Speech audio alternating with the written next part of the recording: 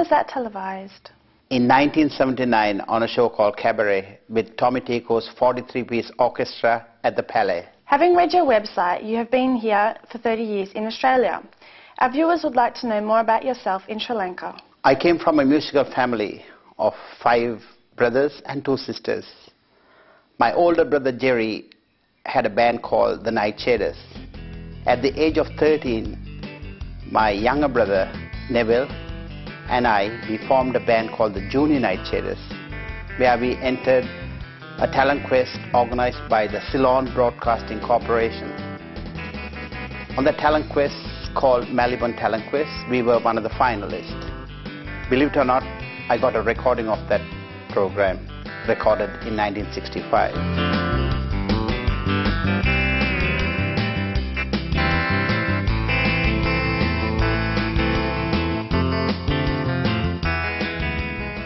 Since then, I've been playing for several bands as a rhythm guitarist.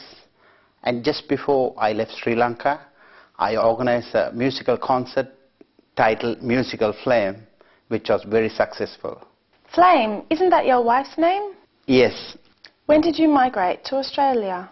In 1973.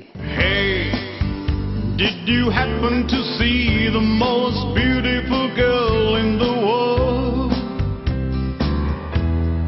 And if you did, was she crying, crying? Hey, if you happen to see the most beautiful girl that walked out on me. I entered a talent quest called New Faces on Channel 9, where I won the Bert Newton's Encouragement Award with a song titled Feelings. By Encouragement Award on the Channel 9 production of New Faces back in 1976.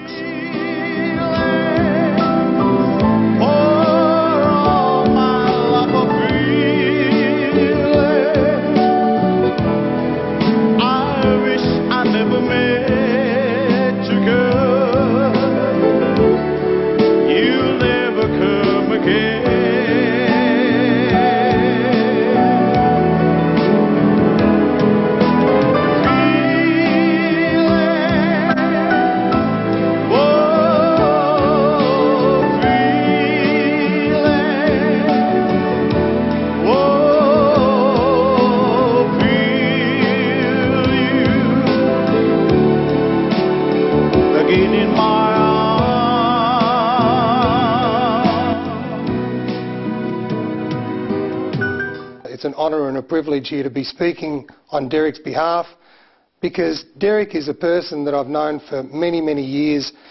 It was not long after that Derrick actually started a solo career, guitar, singing. People loved it. All of a sudden we had Derrick as being one of the first solo performers in Australia actually playing like a band. It's been a long, long road, a hard road that Derrick's had to hoe. He started to play these songs and people would say, look, we just have to have a recording of you. We need to hear you on record. We want to tell everyone, we want to tell our friends how you play, how you sing, how you entertain us. And Derrick, well, once again, I guess over the years I've turned into Derrick's trusted advisor about music, and we chat and we talk a lot about this stuff.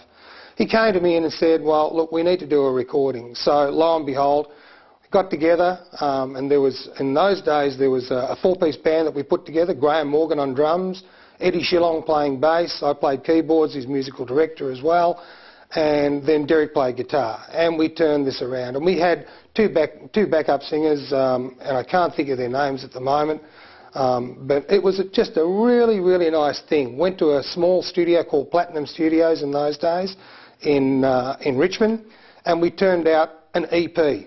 And for those people who don't know what an EP is, it's an extended play of an old 45-inch vinyl record. So we had 4 tracks on that, and from there Derrick just took off. Yeah, so that EP was really a milestone for Derrick, and it actually brought back a song that he re-released, I suppose, from his Sri Lankan days, Come What May.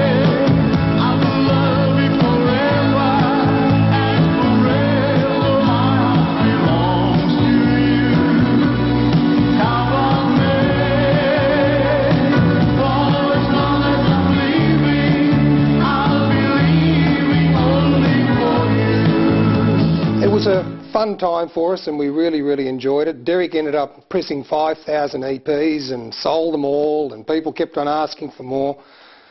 Derrick took a stab. He actually went for an LP, his first LP. And it wasn't just going to be any LP. This was going to be with the creme de la creme of Melbourne musicians.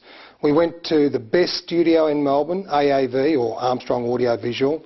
We had a 28-piece orchestra. We had the who's who of the Melbourne musicians. We had the ABC show band. We had the Channel 9 singers, Patchwork. We had the Channel 9 orchestra also playing for us as well.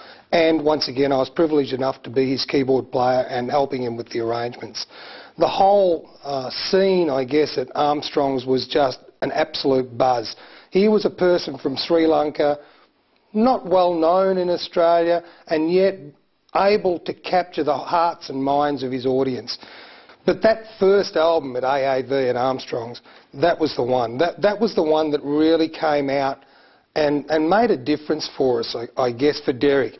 He ended up doing 3 original numbers on that song, on that album, and 9...